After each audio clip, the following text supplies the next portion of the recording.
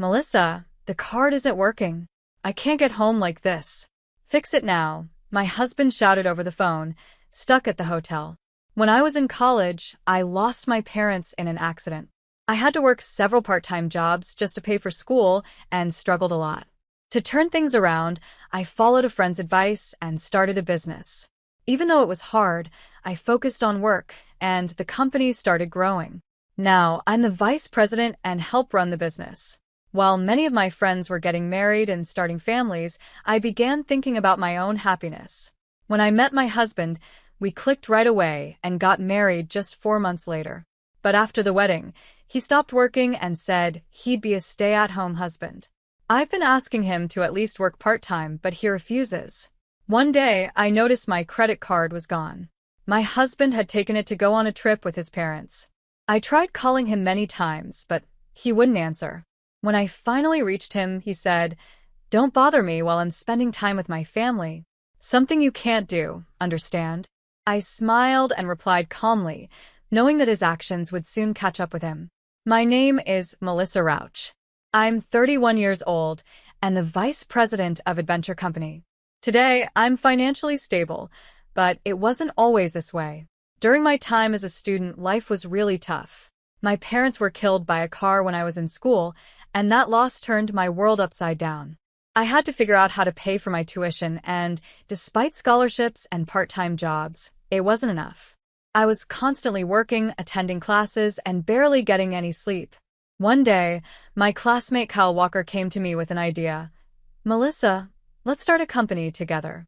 If we combine your skills and my business sense, we could really succeed." Kyle was well-liked and respected, so even though it was a big challenge, I decided to go for it. I was always worried about what would happen if we failed and how I'd manage my time with all my part-time jobs. But what if we fail? "I'm too busy with work to take on something new," I told Kyle. He smiled warmly, as if he understood my concerns completely.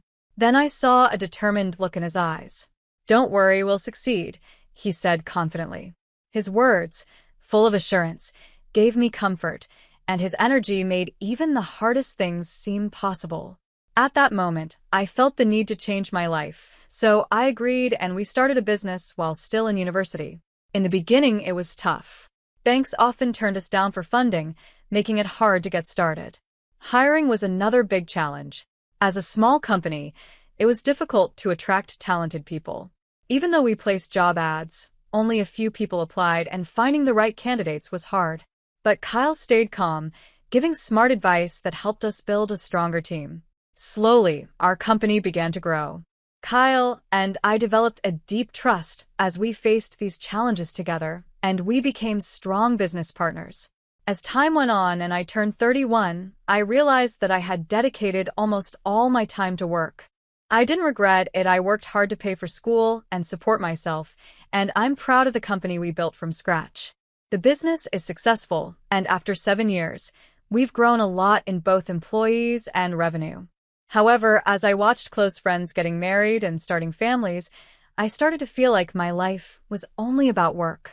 One day after a lunch meeting, I opened up to Kyle about how I was feeling. "Kyle, I've been seeing friends my age getting married, and it's made me think," I said. Kyle was surprised by the sudden topic. "What's this all about?" he asked. "I've been focused only on work since we graduated, but now I'm starting to wonder if that's okay," I explained. "Are you thinking about getting married?" he asked. After listening to me, Kyle thought for a moment and then said, "If you're not happy with how things are, seeking change might be a good idea. Life isn't just about work. That applies to marriage too. If you want more from life, maybe it's time to take the first step." His words made me think more deeply about my life and the path I was on. For the first time, I started considering things outside of work, feeling encouraged by Kyle's advice. I decided to start looking for a partner, and a friend recommended a safe matchmaking app. I signed up right away and began going on dates after work, spending time at restaurants, bars, and movie theaters. After several dates, I met Tyler Main on the 5th one. I was always busy with work and not great at household chores, but Tyler was the opposite. He was really good at cooking and cleaning. He understood my hectic schedule and never got upset if I had to cancel a date. Our relationship moved forward smoothly, and we both thought about marriage from the start. Just 5 months after dating, we decided to get married. But right after the wedding, Tyler surprised me by announcing he was quitting his job to become a stay-at-home husband. I was shocked. What just happened? I asked, confused. Tyler calmly said, "From now on, I'll handle all the chores so you can focus on work." I was stunned. "Why would you make this decision without even talking to me?" I asked, still trying to process everything. Tyler casually explained, "You're making money, so it's fine. If I take care of the house, it'll make things easier for you." I couldn't believe it. Was he planning to rely completely on my income? Even though I was earning, we weren't that well off.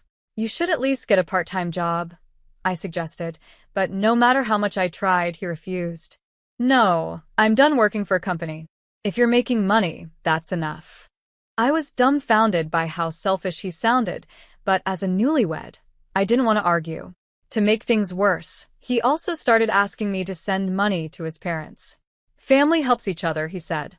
"I'm a stay-at-home husband now, so Melissa, I'm counting on you." I wouldn't mind supporting his parents if he had an income, but putting the burden on me felt wrong. What made it harder was that his parents seemed to think I was forcing him to do all the housework. During a meal with them, his mother put down her chopsticks and said, "Melissa, you're making Tyler do all the housework. Poor him. Do you really think this is fair?" Then his father added, "He told us you're not good at housework, but as his wife, shouldn't you try to improve?" I didn't know what Tyler had told them, but clearly, they thought I was the bad guy. That's not true. Tyler chose to be a stay-at-home husband. I protested, but Tyler whispered, "Calm down. Just apologize, and I'll clear things up later." Even though he said he'd explain, I was frustrated that he didn't stand up for me right then. Later, when I asked if he had fixed the misunderstanding, he always brushed it off, saying it didn't matter. I never got the chance to talk to my in-laws. I felt rejected by them and unsupported by my husband, which made me feel hopeless about our marriage. I even started thinking about divorce. Then, when I went to the hospital because of stomach pain, I found out I was pregnant. I felt both surprised and happy, so I rushed home to tell Tyler. "Tyler, I'm pregnant," I told him. "Really? That's great," he said calmly, which confused me. There was no excitement from him. He just sat on the couch, watching TV, like my news didn't matter. The happiness I felt quickly turned to disappointment. His lack of interest hurt me deeply, and I went to my room in tears, wondering if the love we once had was gone. Even with a baby on the way, he didn't seem happy. I realized there might not be a future for us, and the thought of divorce weighed heavily on my mind. But with a baby coming, I couldn't make that choice easily. Could I raise a child alone? I hoped things might change when the baby was born. Maybe Tyler and his family would act differently. Holding on to that hope, I decided to stay in the marriage for now. As time passed, I noticed a large charge on my credit card statement one day. I couldn't find my card in my wallet either. Had I lost it? Was it stolen or used by someone? Worried, I brought it up with Tyler. "Hey, I found a big charge on my card that I don't recognize. Could it be fraud? Should I call the credit card company?" I asked. To my shock, he said, "I used it.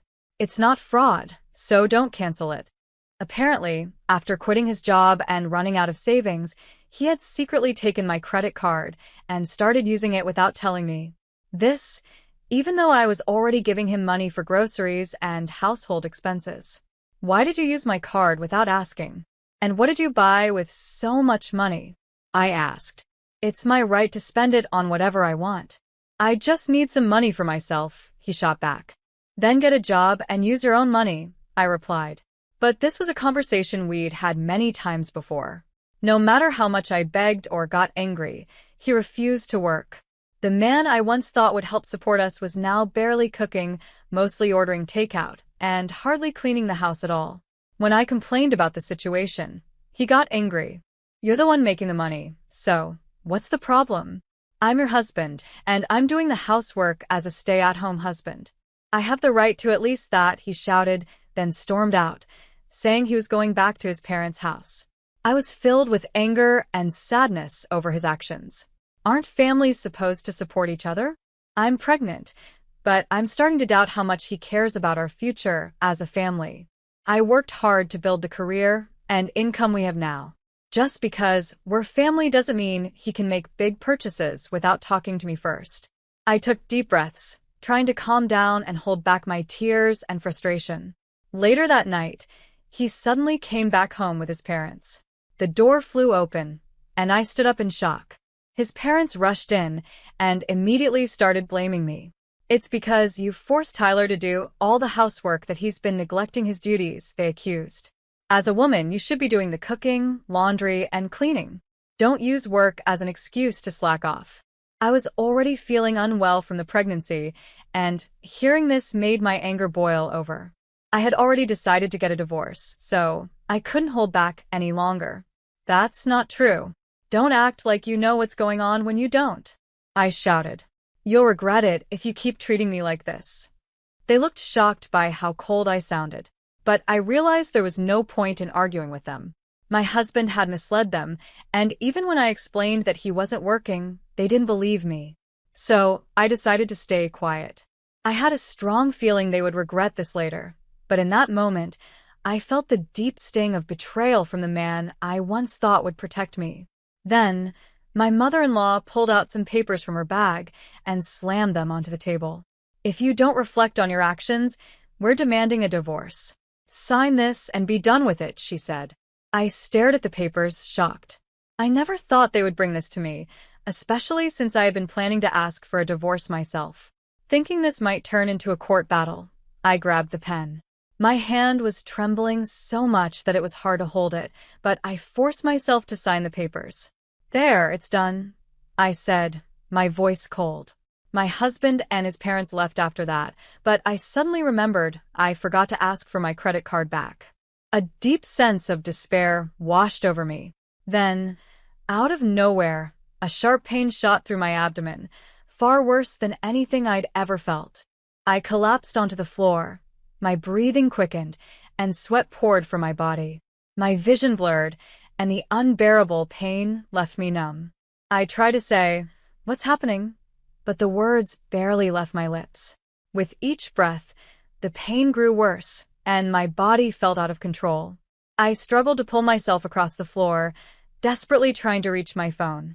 My fingers shook as I clawed at the floor, moving forward inch by inch with all the strength I had left. The sharp pain threatened to make me pass out. Finally, I managed to make the call and, with a shaky voice, explained the situation. "Help, I'm in severe pain and I'm pregnant." I gave them my address and hung up. The pain didn't stop and my vision got blurrier. I collapsed on the floor, waiting for the ambulance. "Please protect my baby," I prayed, holding on through the agony. I kept telling myself I had to stay strong for my child. I was rushed to the hospital, where I faced the risk of premature labor. The doctor said it was due to stress and overwork, and I was admitted right away. Fear for my baby's safety overwhelmed me, and I must have passed out.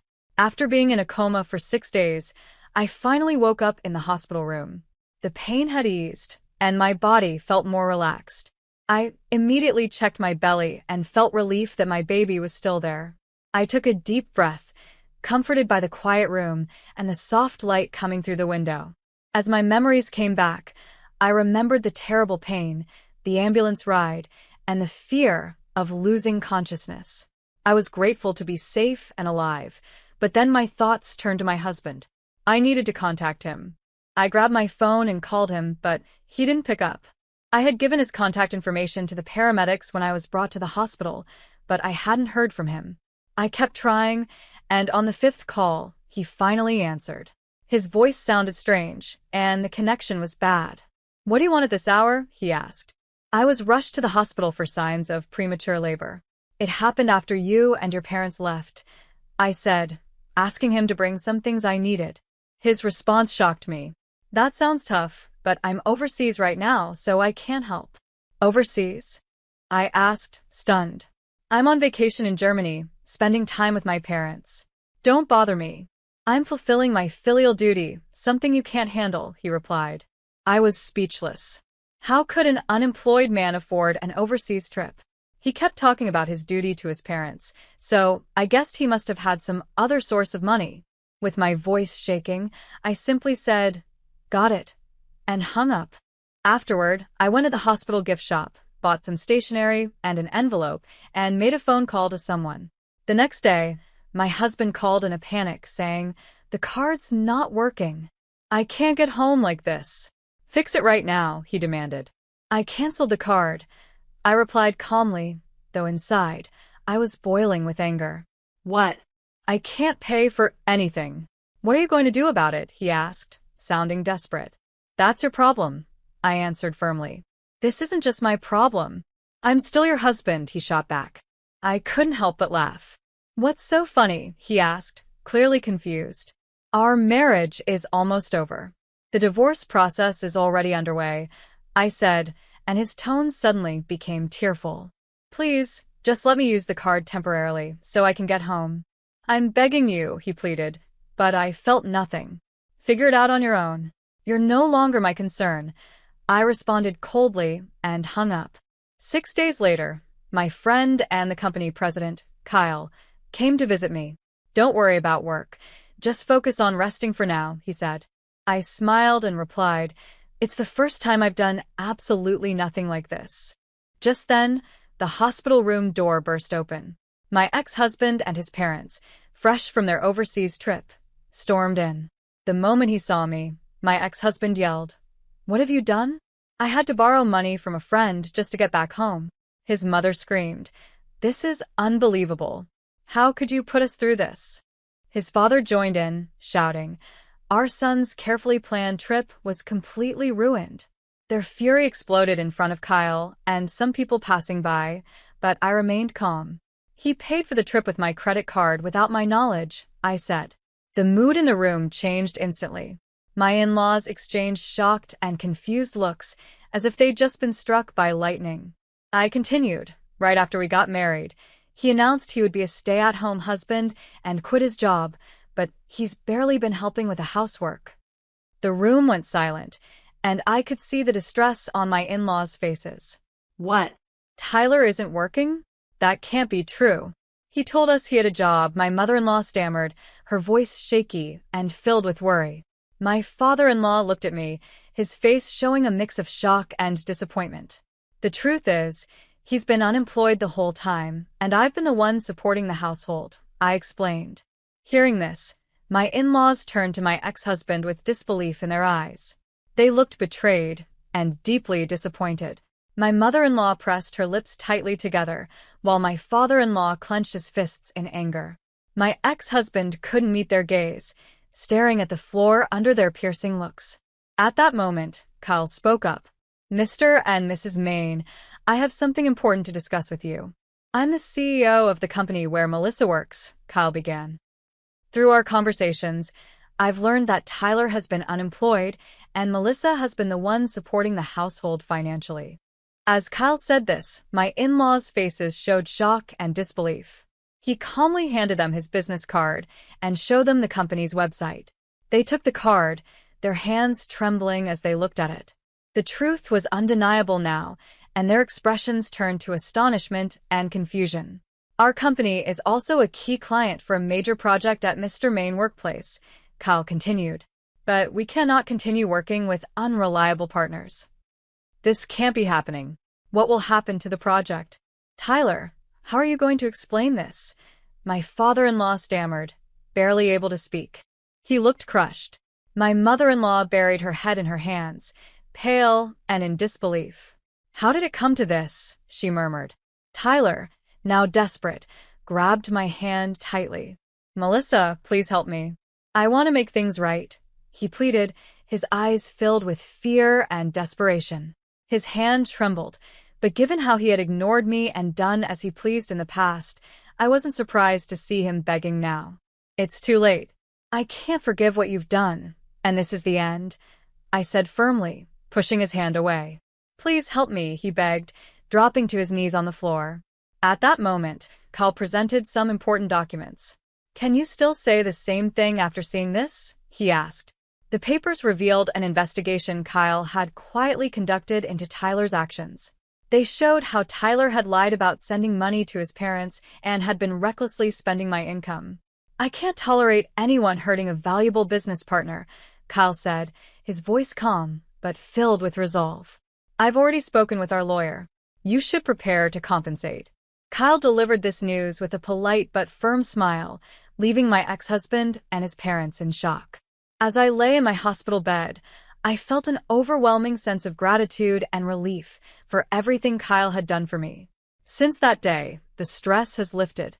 I recovered from the threat of premature labor and eventually gave birth to a healthy baby.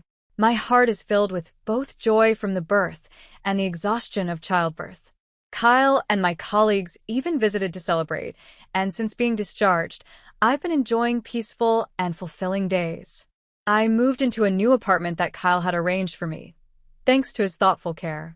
We chose a place where my ex-husband and in-laws would never be able to find us, ensuring our privacy and safety. The new apartment is in a quiet area, away from the busy city, surrounded by greenery and peaceful silence.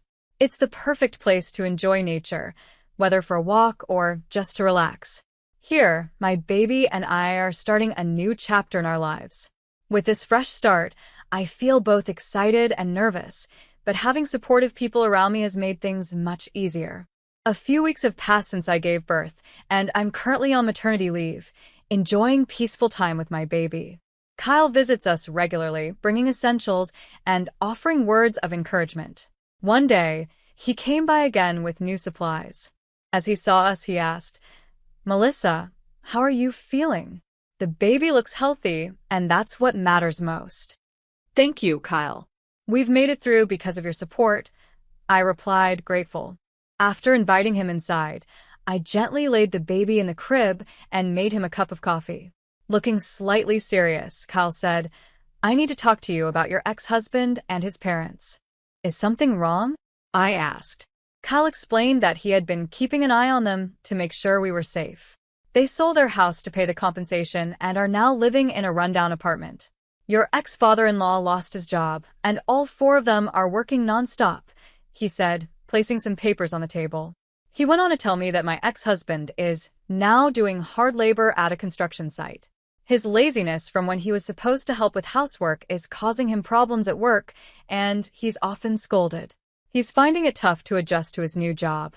Meanwhile, my former mother-in-law is working 2 jobs, as a cashier during the day and on a sandwich production line at night, without any breaks. She's suffering from back pain, but doesn't have the time or money to get treatment. My ex-father-in-law has been looking for a new job, but his age and lack of experience have made it hard. He's now working as a cashier during the day and as a janitor at night. As I listened, a mix of emotions filled me. But more than anything, I realized their struggles were the result of their own choices. I felt a brief moment of sympathy, but it quickly faded. Staying calm, I said, "Well, that's the consequence of them betraying us." Kyle nodded and said, "You're right. Now you're finally free. Let's focus on your happiness and the baby's well-being from here on." I fully agreed with Kyle, and I knew more than ever that my life moving forward would be about me and my child. The struggles and pain of the past were behind me, and I was ready for a fresh start. Afterward, with my lawyer's help, I demanded that my ex-husband and in-laws pay alimony and return the savings they had used without my permission. Even though they claimed they couldn't pay, I wasn't afraid anymore. For my child's future and mine, I stood tall and faced them directly. I won't be thinking about marriage anymore. From now on, I'll live a happy life with my child, I declared with a smile. Kyle responded, "That's the right choice. You're incredibly strong, and you deserve all the happiness coming your way." His encouraging words gave me even more confidence. Now, my future is all about finding happiness with my child. This fresh start is a big step forward for us both.